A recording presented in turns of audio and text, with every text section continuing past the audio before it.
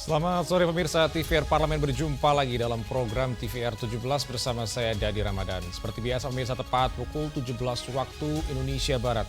Kami hadirkan kepada Anda sejumlah informasi paling baru dan menarik seputar kinerja dan kegiatan DPR RI yang telah disajikan oleh redaksi TVR Parlemen. Dan pemirsa, TVR Parlemen inilah TVR 17. Selengkapnya.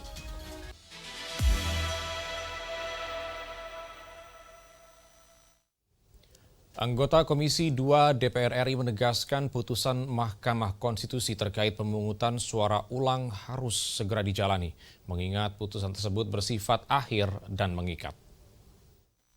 Dalam rangka mensukseskan gelaran pemungutan suara ulang atau PSU di 24 daerah, Komisi 2 DPR RI mendorong pemerintah untuk penuhi kebutuhan anggaran PSU di daerah melalui APBN, mengingat terdapat 16 daerah yang menyatakan kekurangan anggaran untuk menggelar PSU.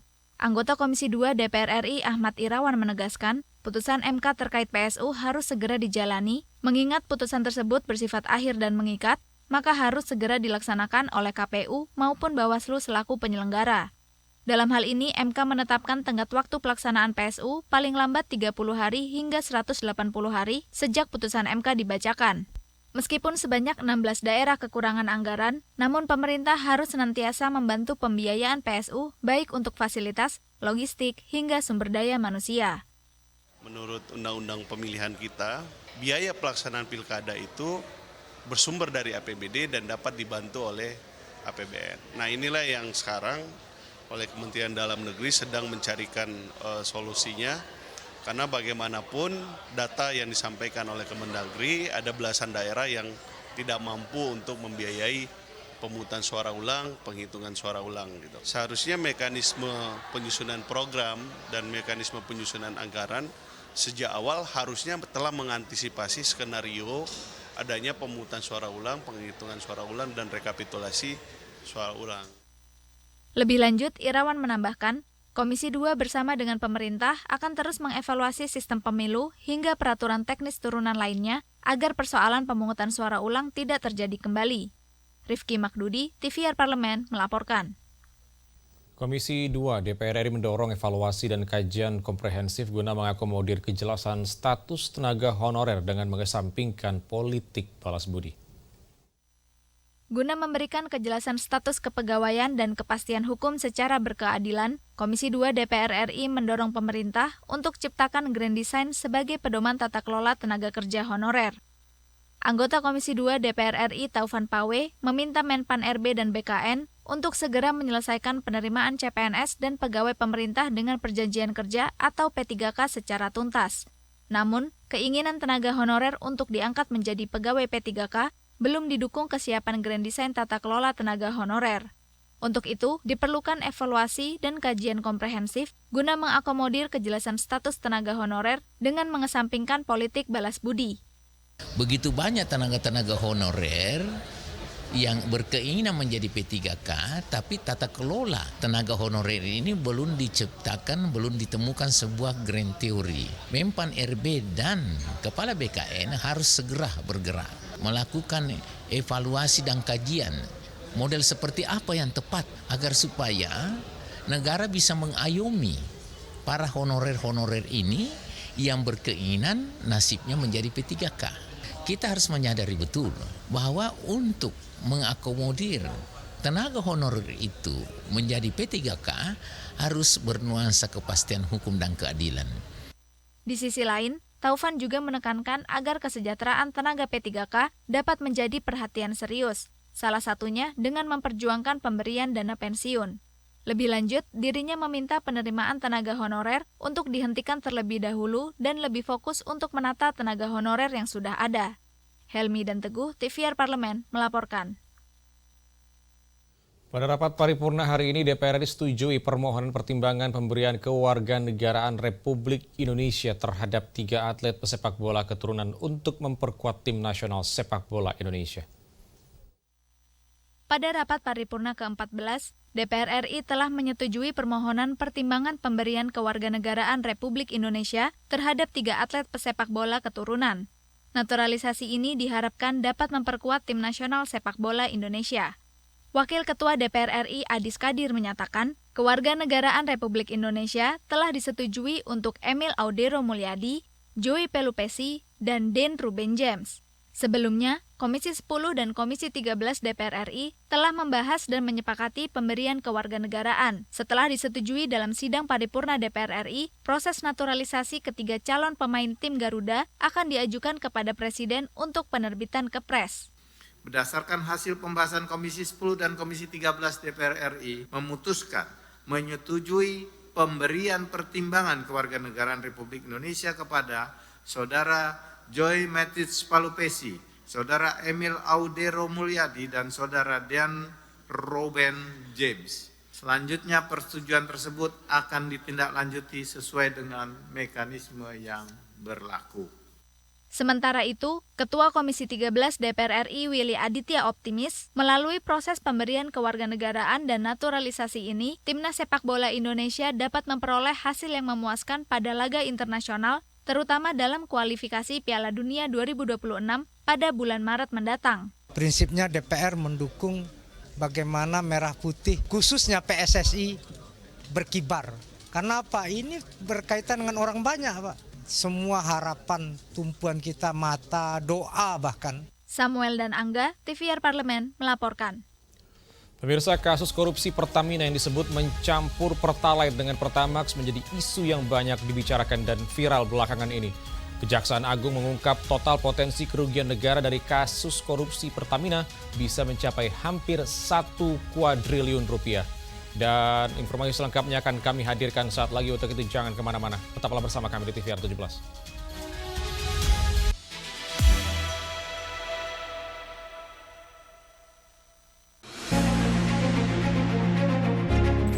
Ada tagar seperti ini, Indonesia gelap. Bahkan direspon kau yang gelap. Kabur aja dulu, ada yang merespon, ya udah kabur aja. Kalau bisa jangan balik lagi. Nah, respon-respon seperti ini apakah sudah betul Pak untuk menanggapi tagar-tagar seperti ini Pak? Saya nggak mengatakan hal-hal yang kasar dalam respon komunikasi. Ya. Oke. Tapi beberapa pejabat kita nggak wise. Pernyataan-pernyataan yang harusnya nggak keluar. Pekerja formal turun jadi orang miskin. Iya. Oke. Lalu PHK di mana-mana, Ya. perusahaan tutup. Gimana nggak gelap? Bapak menilai gelap? Iyalah. Itu sebenarnya program-program pemerintah itu bagus-bagus loh Pak. Tapi program-program yang bagus ini, kenapa selalu mendapatkan sentimen yang negatif di masyarakat? Apa yang salah? Ya bagus dalam hal tertentu, tapi nggak Oke. semuanya bagus. Saya tidak terlalu yakin dan tidak terlalu senang dengan birokrasi yang gemuk. Kalau mau efisien, mestinya birokrasi harus efisien dan efektif. Jadi Indonesia gelap atau tidak Pak? Ya kita tunggu waktu aja tuh. Tunggu waktu. Iya, dan saya berharap tentu harus terang dong.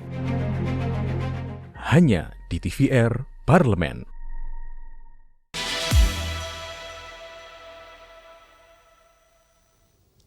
Masih bersama kami di TVR 17, pemirsa. DPR RI mengambil sikap tegas terkait mega skandal korupsi di lingkungan Pertamina yang baru-baru ini terungkap oleh Kejaksaan Agung.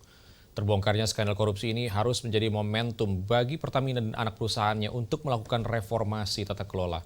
Dan berikut kita saksikan liputan mendalam yang telah dikemas oleh tim redaksi TVR Parlemen dalam segmen editorial Parlemen. Berikut ini.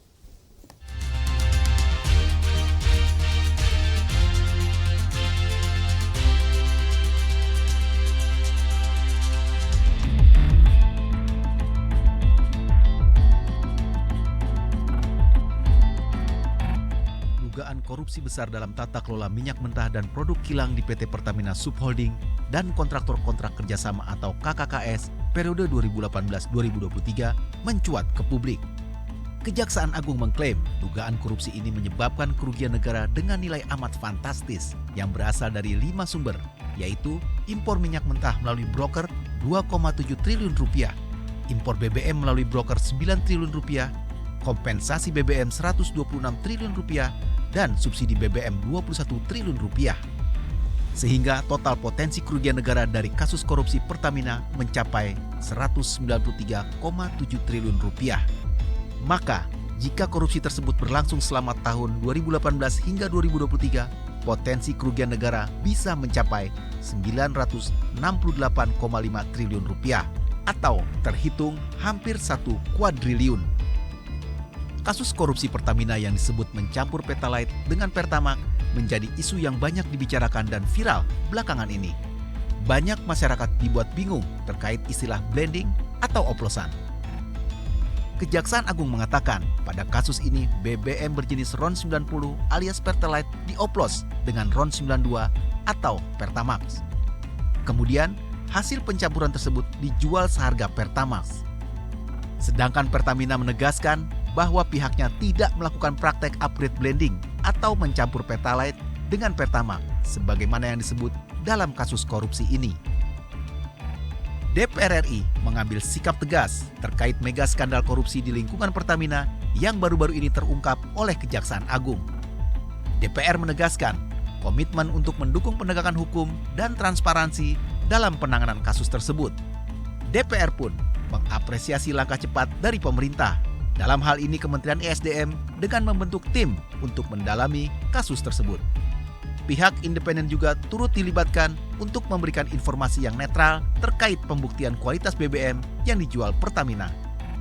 Jika masalah ini tidak segera diatasi, tentu dampaknya akan dirasakan tidak hanya oleh Pertamina, tetapi juga oleh negara, sehingga kondisi tersebut perlu diantisipasi dengan serius. Ya tentu kita tidak ganggu proses hukum Kejaksaan Agung. Kita akan lihat dari sisi aksi korporasi, ya seperti apa nanti kita akan panggil Pertamina untuk kita minta mereka cerita gitu. Ya ini kan sebenarnya kasusnya sederhana saja, ya membeli RON 90 dari luar negeri impor, ya. Dengan harga RON 92, berarti ada markup katanya sekitar 15% di situ. Nah kerugiannya 193. Di bawah yang RON 90 ini dioplos, istilah di blending di Jakarta, di Indonesia, ya. Kemudian katanya menghasilkan RON 92 dan dijual dengan Pertamax. Tapi nyatanya banyak mobil rusak gitu.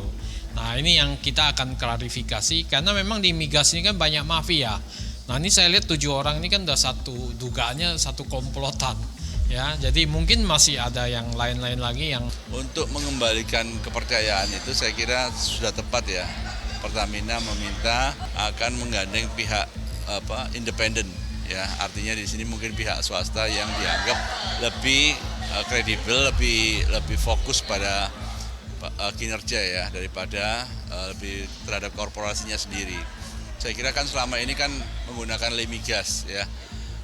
Lemigas mungkin dianggap sangat Pertamina sekali sehingga kejadian seperti ini yang sudah berlangsung sampai 5 tahun ini mungkin dianggap kurang efektif. Kalau memang itu dilakukan oleh Pertamina dengan menggandeng pihak independen, saya berharap pihak independen itu tetap berada di koridor yang sama. Seperti sekarang kan Lemigas berada di Badan Standarisasi Nasional. Terbongkarnya skandal korupsi ini harus menjadi momentum bagi Pertamina dan anak perusahaannya untuk melakukan reformasi tata kelola demi mengembalikan kepercayaan publik dan menjaga keutuhan pengelolaan kekayaan alam negara sesuai mandat konstitusi.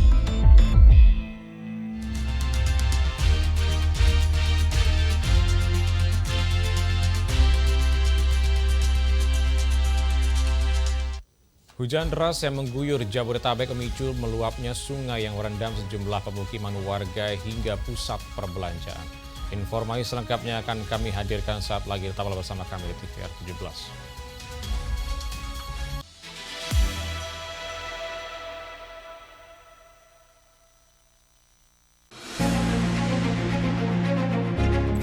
Ada tagar seperti ini, Indonesia gelap. Bahkan direspon kau yang gelap. Kabur aja dulu, ada yang merespon, ya udah kabur aja. Kalau bisa jangan balik lagi. Nah, respon-respon seperti ini apakah sudah betul Pak untuk menanggapi tagar-tagar seperti ini Pak? Saya nggak mengatakan hal-hal yang kasar dalam respon komunikasi. Ya. Oke. Tapi beberapa pejabat kita nggak baik. Pernyataan-pernyataan yang harusnya nggak keluar. Pekerja formal turun jadi orang miskin. Iya. Oke. Lalu PHK di mana-mana, ya. Perusahaan tutup. Gimana nggak gelap? Bapak menilai gelap? Iyalah. Itu sebenarnya program-program pemerintah itu bagus-bagus loh Pak. Tapi program-program yang bagus ini kenapa selalu mendapatkan sentimen yang negatif di masyarakat? Apa yang salah Ya bagus dalam hal tertentu, tapi nggak semuanya bagus. Saya tidak terlalu yakin dan tidak terlalu senang dengan birokrasi yang gemuk. Kalau mau efisien, mestinya birokrasi harus efisien dan efektif. Jadi Indonesia gelap atau tidak, Pak? Ya kita tunggu waktu aja tuh. Tunggu waktu? Iya, dan saya berharap tentu harus terang dong. Hanya di TVR Parlemen. Kehadiran mereka tidak hanya mewakili suara perempuan, tetapi juga membawa perspektif yang beragam serta pengalaman hidup yang unik ke dalam proses pembuatan kebijakan. Saksikan Perempuan Parlemen hanya di TVR Parlemen.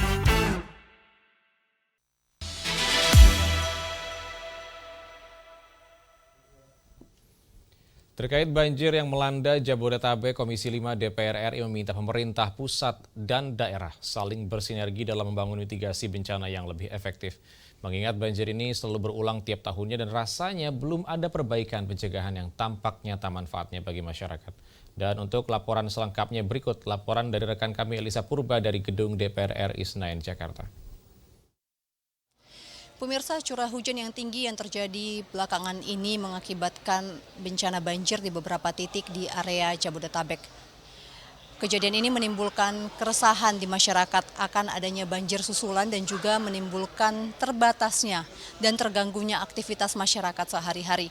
Sudah menjadi barang pasti bahwa DPR RI mewakili dapilnya masing-masing untuk memberikan aspirasi masyarakat, menyampaikan kepada pemerintah terkait dengan bagaimana penanggulangan dan juga mitigasi dari banjir yang sepertinya selalu terjadi setiap periode. Sudah bersama dengan kami Ibu Reni Astuti dari fraksi PKS dari anggota Komisi 5 DPR RI. Ibu, terima kasih atas waktunya. Jika kita berbicara soal banjir, sepertinya di Indonesia terjadi secara periodik jika ada curah hujan yang cukup tinggi. Bagaimana mitigasi ini, Bu, yang dilakukan oleh Komisi 5 terhadap mitra terkait?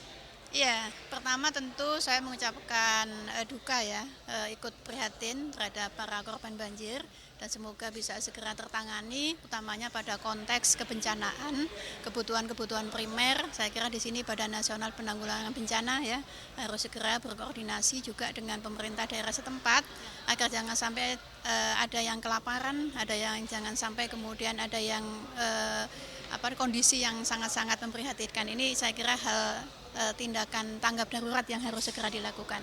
Kemudian terkait dengan infrastruktur. Jadi kalau kita bicara tentang banjir, ini kan bicara infrastruktur yang menjadi kewenangan daerah dan yang menjadi kewenangan kementerian, gitu. Namun demikian, saya mendorong ya kepada Kementerian PU untuk segera melakukan upaya-upaya cepat, utamanya jika nanti dikhawatirkan ada banjir susulan. Itu yang pertama. Kemudian yang juga langkah yang harus dilakukan adalah fasilitas-fasilitas publik, ya, yang itu mungkin sekolah, kemudian pasar, kemudian jalan, agar kemudian kehidupan ini bisa normal di masyarakat, bisa dilakukan oleh masyarakat secara normal. Ini harus segera menjadi prioritas untuk dilakukan perbaikan-perbaikan, pembenahan. Kementerian saya dorong untuk segera ya berkoordinasi dengan pemerintah daerah untuk melakukan hal ini. Kemudian yang ketiga adalah terkait dengan antisipasi. Tadi dikatakan bahwa ini berulang gitu. Nah, sebenarnya persoalan berulang ini berarti masalah hulu yang harus kita pikirkan. Ini sebenarnya hulunya di mana? Apakah betul ini banjir kiriman? Nah, kalau banjir kiriman berarti ada arus air yang cukup deras ya dari sumber yang mungkin di situ ada persoalan terkait dengan tata bangunan atau mungkin tata ruang ya, yang ini kemudian sehingga tidak berwawasan lingkungan, sehingga kemudian menyebabkan kondisi banjir yang saat ini kita bisa ketahui di wilayah Jabodetabek, diantaranya ada Bekasi yang sudah viral, kemudian juga beberapa wilayah di Jakarta juga ya, kemudian di wilayah-wilayah yang lain. Baik, tadi Ibu menyebutkan terkait dengan perbaikan yang perlu kita lakukan pada sisi hulu. Di sini kita melihat, Bu, bahwa banjir ini terjadi secara periodik dan ini sepertinya ada masalah untuk tata ruang dan juga tata wilayah. Apakah akan ada revisi terkait dengan regulasi tata ruang dan wilayah, Ibu? Ya, pertama terkait dengan tata ruang, memang ada undang-undangnya ya, terkait dengan tata ruang nasional. Kemudian juga setiap daerah itu dia sudah punya juga peraturan daerah terkait dengan rencana tata ruang wilayah. Nah, saya kira ini yang harus dipastikan. Apakah memang perdanya ini sudah ditegakkan dengan benar, ataukah kemudian pemerintah daerah belum secara konsisten untuk kemudian mengimplementasikan terkait dengan pasal-pasal yang sudah diatur di dalam rencana tata ruang wilayah di daerah masing-masing. Nah, ini saya kira yang harus kementerian bisa menjadi mengundang, mengkoordinasikan dan kemudian memastikan betul bahwa agar tata ruang di daerah ini benar-benar bisa dijalankan secara konsisten, karena peraturan daerah terkait dengan rencana tata ruang wilayah ini juga dikonsolidasikan dengan Kementerian PU. Jadi PU tidak hanya kemudian mengawal pada konteks pembuatan RT/RW-nya, tetapi juga sampai kepada implementasi terkait dengan penataan ruang di wilayah masing-masing, utamanya terkait dengan antisipasi dan solusi penanganan banjir di daerah. Oke, apakah DPR selaku ini Komisi 5 akan melakukan rapat lanjutan Bu untuk membahas terkait dengan tata ruang ini dan juga dengan Kementerian PU? Saya sebagai anggota komisi akan mengusulkan ya kepada pimpinan, dan saya kemarin juga membaca pemberitaan bahwa pimpinan Komisi 5 juga memiliki perhatian yang besar terkait dengan ini, karena ini juga terkait dengan infrastruktur.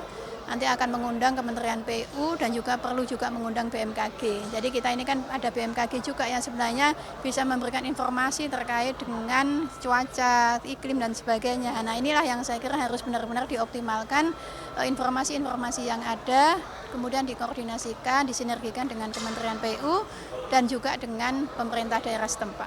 Baik, terima kasih Bu Reni, dan tentunya masyarakat sangat berharap penuh kepada DPR untuk bisa turut serta memberikan bantuan dan juga perhatian terhadap para korban banjir yang ada di beberapa titik di area Jabodetabek, terlebih menjelang Hari Raya Lebaran. Dan sekian informasi dari saya, Elisa Purba, kembali ke studio. Dan selanjutnya pemirsa, apa saja menjadi sorotan di media online nasional pada hari ini, selengkapnya saat lagi. Jangan kemana-mana, tetaplah bersama kami di TVR 17.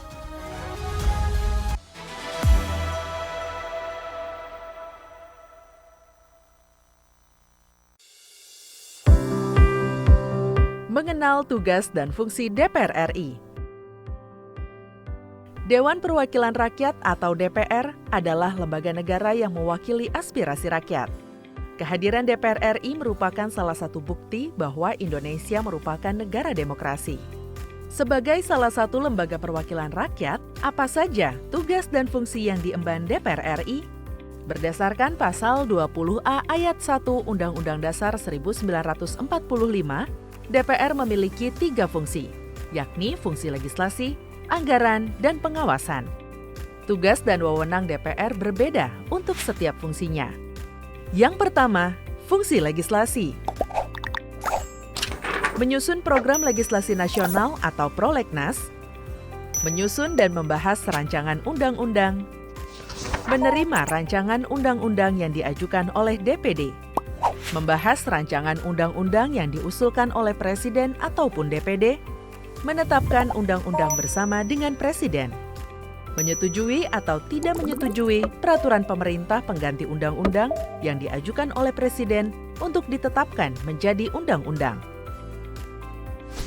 Yang kedua, fungsi anggaran. Memberikan persetujuan atas rancangan undang-undang tentang APBN yang diajukan oleh Presiden. Memberikan persetujuan terhadap pemindahantanganan aset negara maupun terhadap perjanjian yang berdampak luas bagi kehidupan rakyat yang terkait dengan beban keuangan negara. Menindaklanjuti hasil pemeriksaan atas pengelolaan dan tanggung jawab keuangan negara yang disampaikan oleh BPK. Memperhatikan pertimbangan DPD atas rancangan undang-undang tentang APBN dan rancangan undang-undang terkait pajak, pendidikan, dan agama. Yang ketiga, fungsi pengawasan. Fungsi pengawasan, DPR bertugas melakukan pengawasan terhadap pelaksanaan undang-undang APBN dan kebijakan pemerintah, serta membahas dan menindaklanjuti hasil pengawasan yang disampaikan oleh DPD. Demikian penjelasan tentang tugas dan fungsi DPR menurut Undang-Undang. Informasi ini dipersembahkan oleh TV dan Radio Parlemen, Biro Pemberitaan Parlemen, dan Sekretariat Jenderal DPR RI.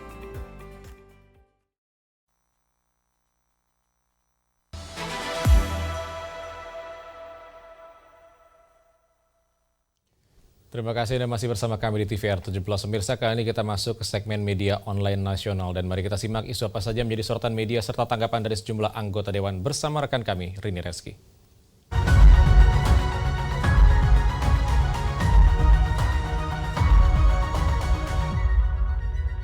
Baik, terima kasih rekan Dadi dan pemirsa. Kita masuk ke segmen media online. Tentunya berita pertama yang menjadi headline di media online pada hari ini yaitu Komisi 13 DPR RI menyetujui naturalisasi 3 pemain keturunan untuk memperkuat timnas menuju Piala Dunia. Kita lihat pemirsa ke layar kaca.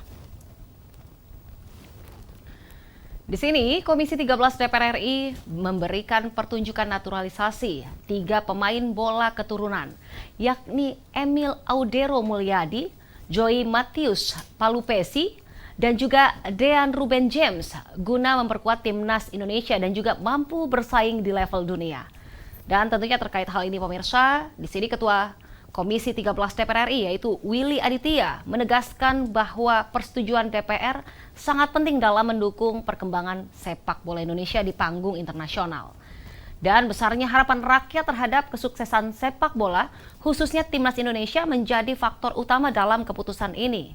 Ketiga pemain naturalisasi ini diharapkan dapat segera bergabung dengan timnas Indonesia dalam waktu dekat, terutama dalam ajang kualifikasi Piala Dunia 2026 yang akan berlangsung pada akhir bulan ini, serta Piala Asia 2027.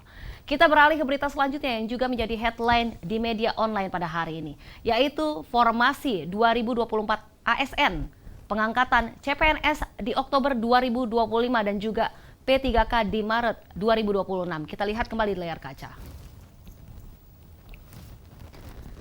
Baik, dalam rangka percepatan penataan CPNS dan juga P3K untuk Formasi 2024, di sini Komisi 2 DPR RI meminta Kementerian Pan-RB dan juga BKN untuk menyelesaikan pengangkatan CPNS pada bulan Oktober tahun 2025 dan juga pengangkatan P3K di bulan Maret tahun 2026.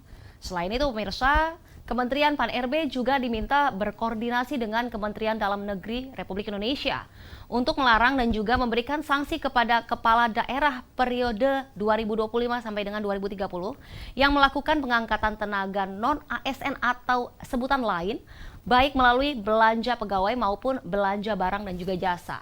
Tentunya terkait hal ini, di sini Wakil Ketua Komisi 2 DPR RI yaitu Bahtera Benong menegaskan bahwa penataan tenaga non-ASN merupakan afirmasi kebijakan terakhir pemerintah.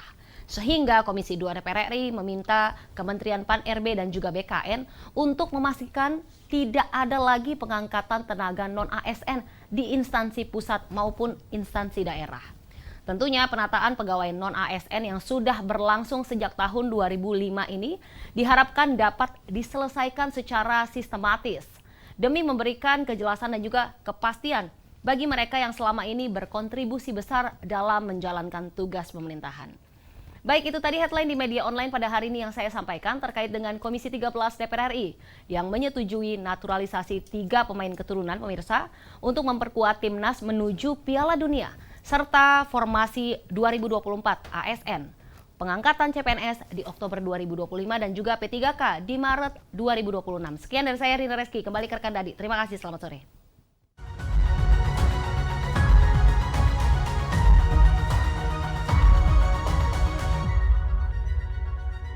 Baik, terima kasih rekan Rini Reski yang telah menyampaikan sejumlah update sorotan dari media online nasional pada hari ini. Segmen media online tadi sekaligus menutup program TVR 17 edisi sore hari ini. Saya Didi Ramadan beserta seluruh kru TVR Parlemen yang bertugas mengucapkan terima kasih dan pamit undur diri dari hadapan Anda. TVR Parlemen Referensi Indonesia.